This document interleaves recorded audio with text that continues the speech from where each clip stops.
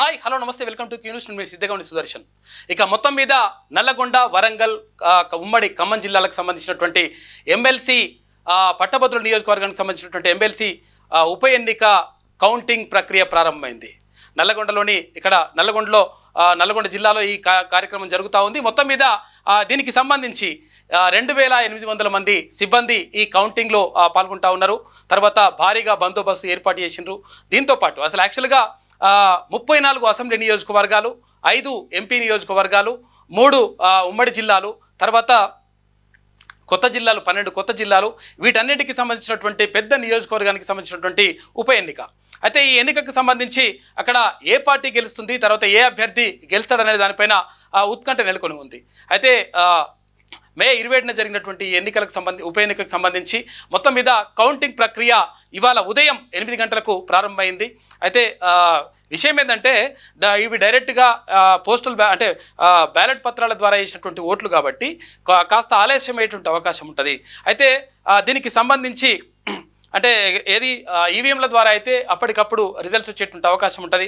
అయితే 605 కేంద్రాల్లో ఈ పోలింగ్ జరిగింది. 605 పోలింగ్ కేంద్రాలకు సంబంధించినటువంటి డబ్బాలను తీసుకొచ్చేసి అక్కడ నల్గొండలో పెట్టిన తర్వాత అక్కడ కౌంటింగ్ ప్రక్రియకు సంబంధించి మొత్తం ఏర్పాట్లన్నీ కూడా జరుగుతూ ఉన్నాయి. అయితే ఉదయం 8 గంటలకే ఈ ప్రక్రియ ప్రారంభమైనప్పటికీ అయితే ఈ ఓట్లన్నీ తీసుకొచ్చేసి అంటే ఏ ఓట్లు ఎవరివి అనేది తెలియకుండా ఈ 3 జిల్లాలకు సంబంధించినటువంటి 3 డబ్బాలు తీసుకొచ్చి అట్లా ఒక దగ్గర పోసిన తర్వాత వాటి అన్నింటినీ 25 ఓట్ల బండిల్గా కట్టి పెడతారు.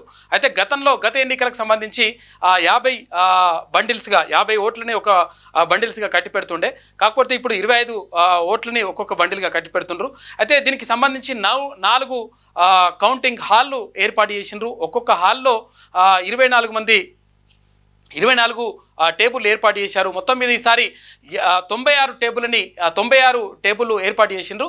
అయితే ఈ కౌంటింగ్ ప్రక్రియను తొందరగా చేసేందుకు మొత్తం కూడా ఏర్పాట్లు చేశారు అక్కడ ఎన్నికల రిటర్నింగ్ అధికారి నల్గొండ జిల్లా కలెక్టర్ హరిచందన. అయితే దీనికి సంబంధించి నిజంగా ఎవరు గెలుస్తారు, తీన్మాన్ మల్లన్న అంటే కాంగ్రెస్ పార్టీ తరఫున, తర్వాత ఇక్కడ భారతీయ జనతా పార్టీ తరఫున గుజ్జుల ప్రేమేందర్ రెడ్డి, అటు భారత తరఫున అంటే బీఆర్ఎస్ తరఫున అక్కడ రాకేష్ రెడ్డి బరిలో ఉన్నారు. అయితే వీరే కాకుండా మొత్తం మీద 52 మంది అభ్యర్థులు ఈ ఉప ఎన్నికల్లో పాల్గొన్నారు. అయితే ఇందులో ఉప ఎన్నికల్లో పోటీలో పాల్గొన్నారు. అయితే వీళ్ళలో ఎవరు గెలుస్తారు, ఎవరు గెలవరు అనే దానిపైన ప్రధానంగా ఇప్పుడు రాష్ట్ర వ్యాప్తంగా చర్చనీయాంశంగా మారింది. అయితే నిన్న పార్లమెంట్ ఫలితాలు వచ్చినటువంటి నేపథ్యంలో అక్కడ 8 కాంగ్రెస్ పార్టీకి, 8 భారతీయ జనతా పార్టీకి, 1 ఎంఐఎంకి అంటే 17 స్థానాలకు సంబంధించి మొత్తం రిజల్ట్ వచ్చేసినాయి మన రాష్ట్రానికి సంబంధించి. అయితే ఇప్పుడు ఇక్కడ ఈ 8 ఏవైతే కాంగ్రెస్ గెలిచినటువంటి 8 స్థానాల్లో 5 ఎంపీ స్థానాలు ఎక్కడున్నాయి అంటే ఉమ్మడి ఖమ్మం, ఉమ్మడి వరంగల్, ఉమ్మడి నల్గొండ జిల్లాలకు సంబంధించి ఈ 3 జిల్లాల్లో కూడా కాంగ్రెస్ పార్టీ విజయాన్ని తన ఖాతాలో వేసుకుంది. అయితే ఈ 5 అభ్యర్థులు కూడా అక్కడ ఎంపీ అభ్యర్థులు క్లియర్గా గెలిచేసిండ్రు.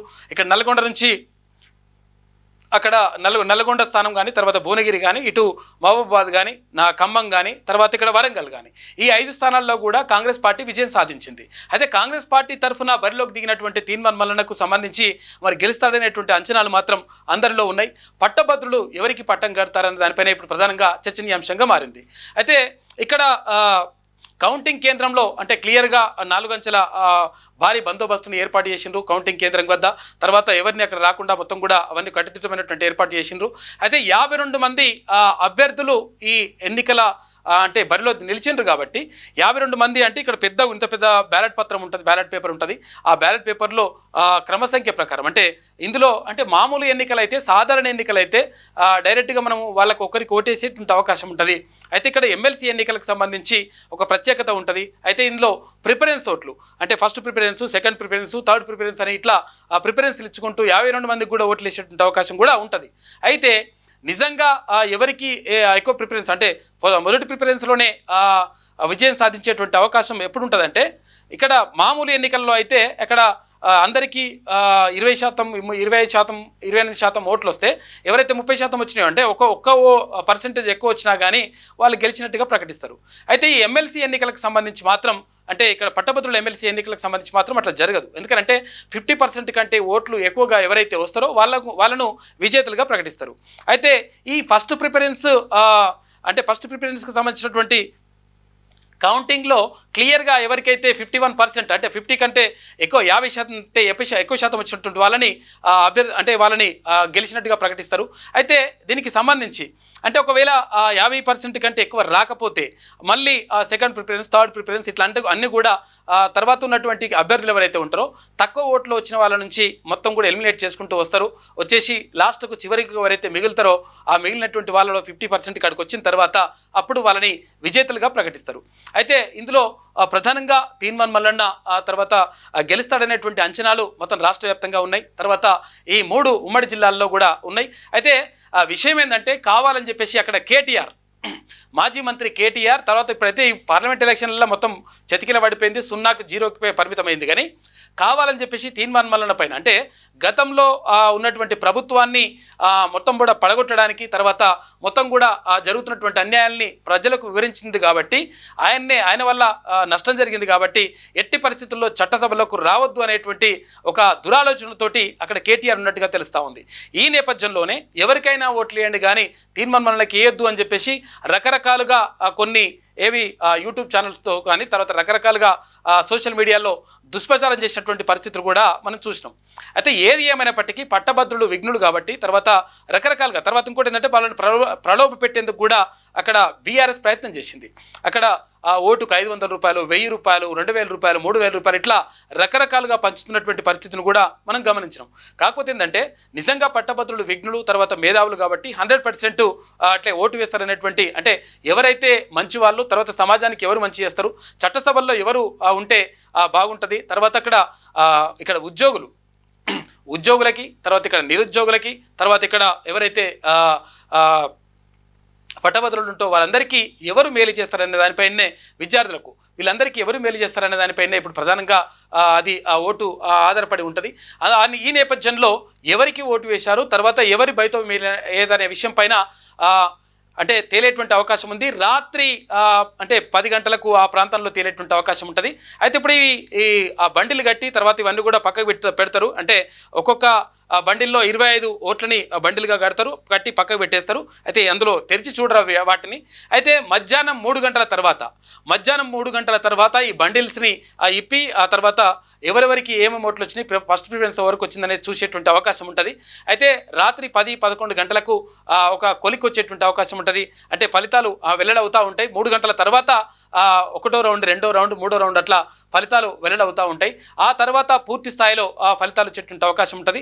నిజంగా ఒకవేళ ఫస్ట్ ప్రిఫరెన్స్లోనే ఒక అభ్యర్థి గెలిచినట్టుగా అంటే అంటే 50% కంటే ఎక్కువ ఓట్లు నమోదైతే డెఫినెట్గా అప్పుడు గెలిచినట్టుగా ప్రకటిస్తారు. అది రాత్రి పట్టేటువంటి అంటే అర్ధరాత్రి కూడా పట్టేటువంటి అవకాశం ఉంటుందని చెప్పేసి అక్కడ ఉన్నటువంటి వాళ్ళు చెప్తా ఉన్నారు. అయితే మొత్తం మీద ఇక్కడ ఎమ్మెల్సీ ఓట్ల లెక్కింపు ప్రక్రియ అనేటువంటిది ఇక్కడ నల్గొండలో జరుగుతూ ఉంది. దర్పల్లి దగ్గర జరుగుతున్నట్టుగా తెలుస్తూ ఉంది. మొత్తం మీద జరుగుతున్నటువంటి ప్రక్రియకు సంబంధించి తర్వాత ఎక్కడికక్కడ ఉత్కంఠ నెలకొని ఉంది. తర్వాత పోలీసుల బందోబస్తు తర్వాత ఇదంతా కూడా జరిగింది. అయితే 34 అసెంబ్లీ నియోజకవర్గాలు అంటే 34 మంది ఎమ్మెల్యేలు తర్వాత 5 ఎంపీలు ఉన్నటువంటి స్థానం ఇది. అంటే భారీ అంటే పబ్లిక్ చాలామంది ఓటింగ్లో పాల్గొన్నటువంటి పరిస్థితి ఇందులో ఉన్నది. అయితే ఇందులో అంటే ఓటింగ్ నమోదు చేసుకున్న వాళ్ళు ఎమ్మెల్సీ అంటే ఈ 3 ఉమ్మడి జిల్లాలకు సంబంధించినటువంటి పట్టభద్రుల ఓట్లు నమోదు చేసుకున్న వాళ్ళు 4,63,809 మంది ఉండగా ఇక్కడ ఇప్పుడు ఓటింగ్లో పాల్గొన్న వాళ్ళు మాత్రం 3,30,039 మంది ఓటింగ్లో పాల్గొన్నట్టుగా తెలుస్తూ ఉంది. అయితే ఈ నేపథ్యంలో ఈ ఓటర్లు ఎవరి వైపు ఉంటారు, 150,000కు పైగా ఓట్లు ఒకరికి వచ్చినట్లయితే అప్పుడు వాళ్ళని విజేతలుగా ప్రకటించేటువంటి అవకాశం ఉంటుంది. కాబట్టి ఇక్కడ తీన్మాన్ మల్లన్నకు సంబంధించి చాలామందికి అంటే అంచనాలు ఉన్నాయి. నిజంగా కూడా ప్రశ్నించే గొంతుకగా తర్వాత ప్రజల పక్షాన మాట్లాడేటువంటి వ్యక్తిగా అంచనాలు ఉన్నాయి. ఈ నేపథ్యంలో తీన్మాన్ మల్లన్న గెలవాలని చెప్పేసి అందరూ కూడా కోరుకుంటున్నటువంటి పరిస్థితి మాత్రం కనిపిస్తూ ఉంది. కాబట్టి ఇక్కడ ఎక్కడ చూసినా కానీ మొత్తం కూడా ఒక ఉత్కంఠ వాతావరణం మాత్రం కనిపిస్తూ ఉంది. అయితే ఈ 5 ఏవైతే పార్లమెంటు నియోజకవర్గాలు ఉన్నాయో నిన్న ప్రకటించినటువంటి ఫలితాల్లో ఈ 5 పార్లమెంటు నియోజకవర్గాల్లో కాంగ్రెస్ పార్టీ విజయం సాధించింది. అది కూడా భారీ మెజార్టీతో విజయం సాధించింది.